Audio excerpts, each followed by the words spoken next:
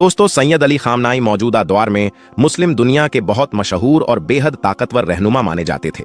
आमतौर पर आप देश और दुनिया की खबरों के जरिए इनके बारे में बहुत कुछ सुनते और जानते रहे होंगे, लेकिन इनकी जिंदगी और खास तौर पर इनके खानदान से जुड़ी कुछ ऐसी दिलचस्प और हैरान कर देने वाली बातें भी थीं जिन पर शायद अब तक आपकी नजर नहीं गई होगी।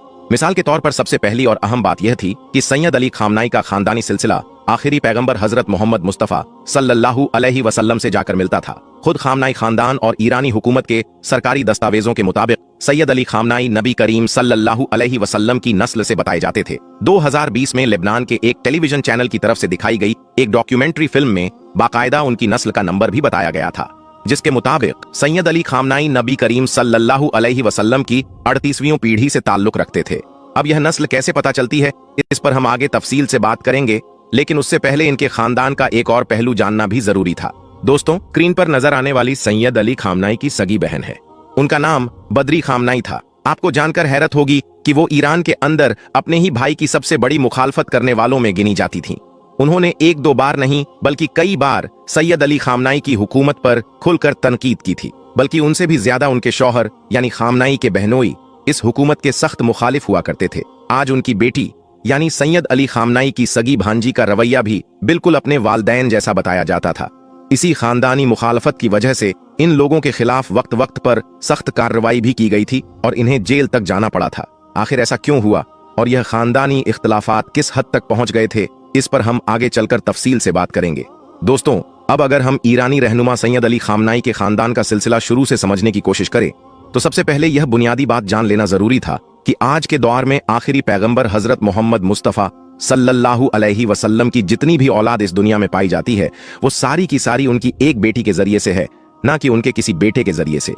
नबी करीम सल्लल्लाहु अलैहि वसल्लम का पूरा खानदानी सिलसिला उनकी प्यारी बेटी हजरत बीबी फातिमा ज़हरा के जरिए आगे चला था और तारीख के मुताबिक इन्हीं की औलादों को सैयद कहा जाता था।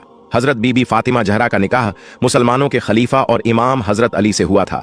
इन दोनों की 5 औलादें थीं, जिनमें 3 बेटे हजरत इमाम हसन, हजरत इमाम हुसैन और हजरत मोहसिन, जबकि 2 बेटियां हजरत जैनब और हजरत उम्मे कुलसूम शामिल थीं।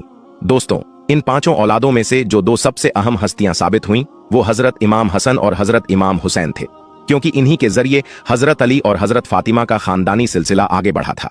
दूसरे अल्फाज में हम यह कह सकते हैं कि खुद आखिरी पैगंबर का शजरा इन्हीं दोनों भाइयों के जरिए चलता था।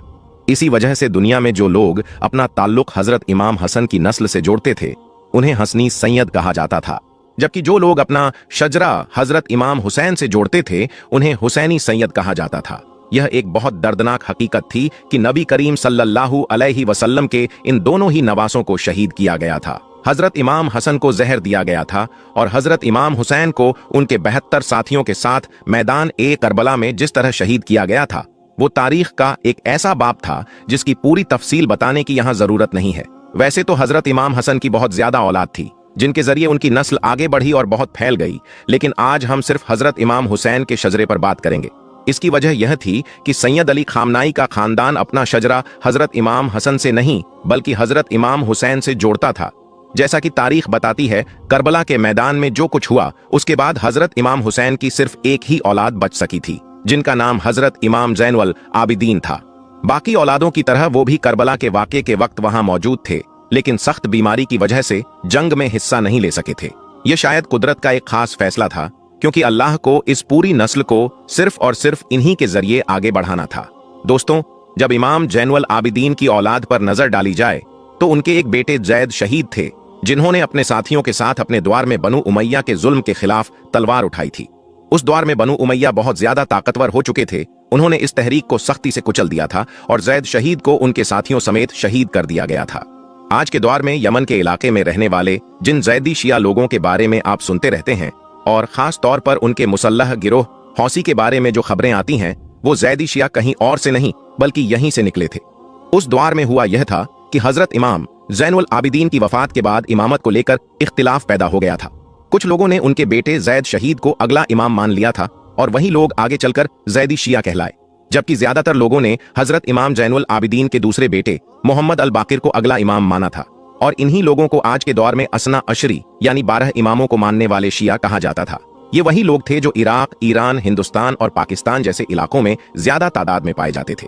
दोस्तों, जहां तक खामनाई खानदान का ताल्लुक था तो उनका शजरा इन सबसे अलग हटकर इमाम ज़ैनुल आबिदीन के एक छोटे बेटे से चलता था जिनका नाम हुसैन अल असगर था। तारीखी किताबों के मुताबिक हुसैन अल असगर के करीब 5 बेटे थे। इन पांचों में से जिस खास बेटे से आज खामनाई खानदान अपना शजरा जोड़ता था उसका नाम हसन अल अफ्तस था। इनके नाम में मौजूद लफ्ज अफ्तस की भी एक खास तारीख बताई जाती है। जब बनु अब्बास ने बनु उमैया की सल्तनत खत्म कर दी तो यह खानदान अरब का इलाका छोड़कर दूसरे मुल्कों की तरफ चला गया और बाद में उस इलाके में जाकर आबाद हुआ जहां आज स्पेन मौजूद है। यह खानदान एक लंबे अरसे तक उस इलाके में कायम अफ्तसी सल्तनत के साये में रहा था। इसी वजह से सिर्फ इन्हीं को नहीं बल्कि उस दौर में उस इलाके में रहने वाले तमाम सैयदों को उस जगह की निस्बत से अफ्तसी सैयद कहा जाने लगा था। दोस्तों, जैसा कि हम जानते हैं कि वक्त गुजरने के साथ वो दौर भी आ गया था जब स्पेन के इलाके से मुसलमानों की हुकूमत हमेशा के लिए खत्म हो गई थी।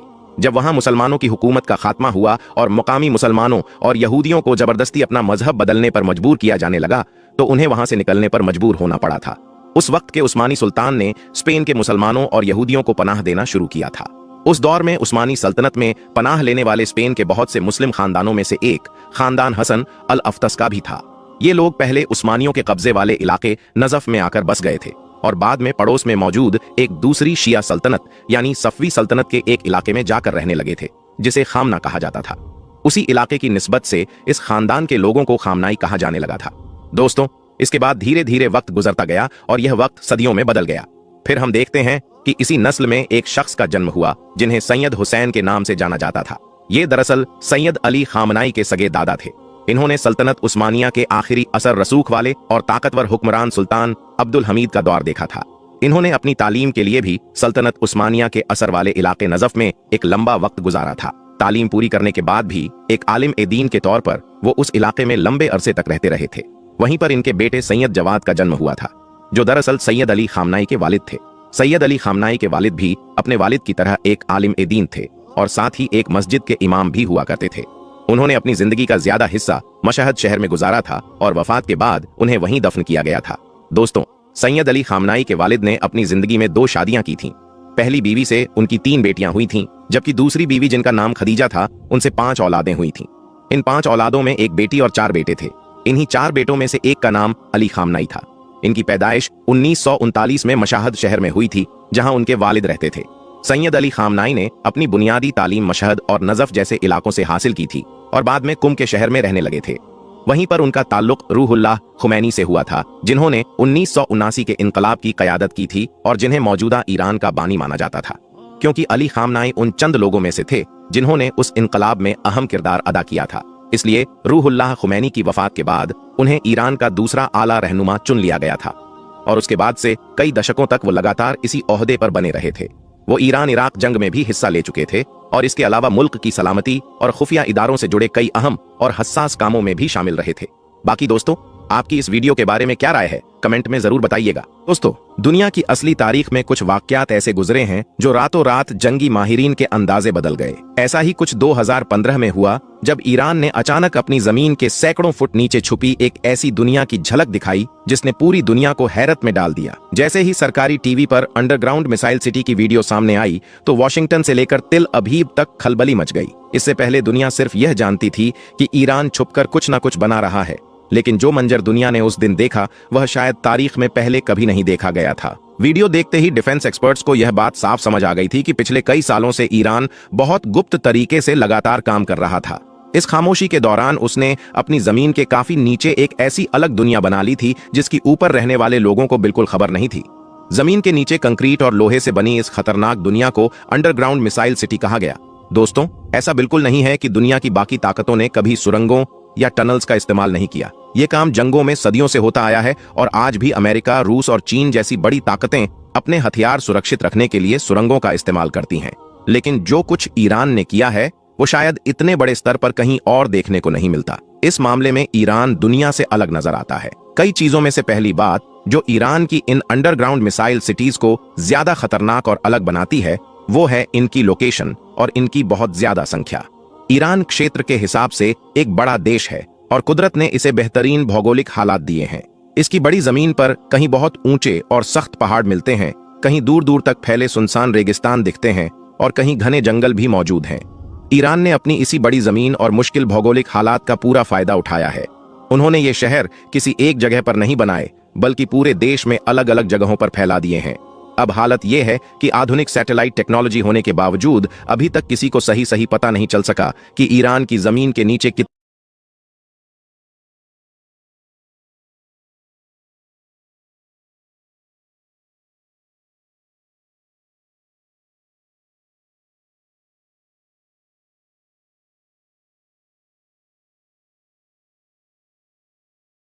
एजेंसियों ने काफी कोशिश की कि इन ठिकानों की असली संख्या का पता लगाया जा सके, लेकिन अभी तक कोई पक्का आंकड़ा सामने नहीं आया। कभी कभी इंटरनेशनल मीडिया और डिफेंस एक्सपर्ट्स ये दावा करते हैं कि शायद इन गुप्त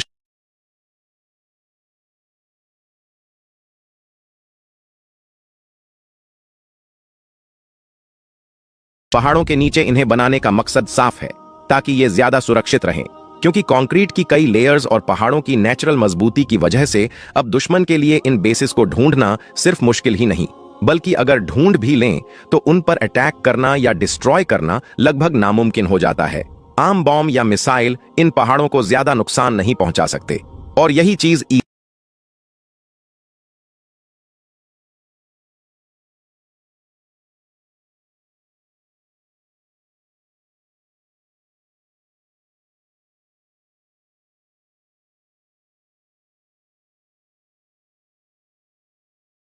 तो 2 साल तक लगातार दिखाते रहेंगे, लेकिन हमारे शहर खत्म नहीं होंगे। हो सकता है इसमें थोड़ी एग्जैजरेशन हो, लेकिन इससे साफ पता चलता है कि इस मामले में ईरान की प्रिपरेशन किस लेवल की है। जमीन के नीचे मौजूद ये मिसाइल सिटीज कोई छोटी टनल्स नहीं,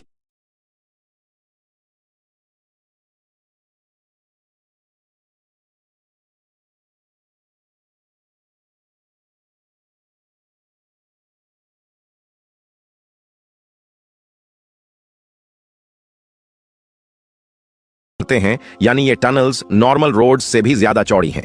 वहां फ्यूल सिस्टम, कमांड सेंटर्स और सोल्जर्स के रहने की फैसिलिटीज भी मौजूद हैं।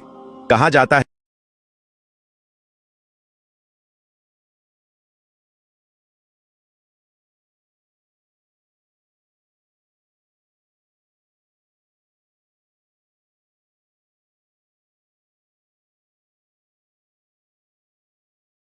लॉन्च कर देता है, और इससे पहले कि दुश्मन का रेडार उस लोकेशन को ट्रैक करे या काउंटर अटैक करे, वो व्हीकल वापस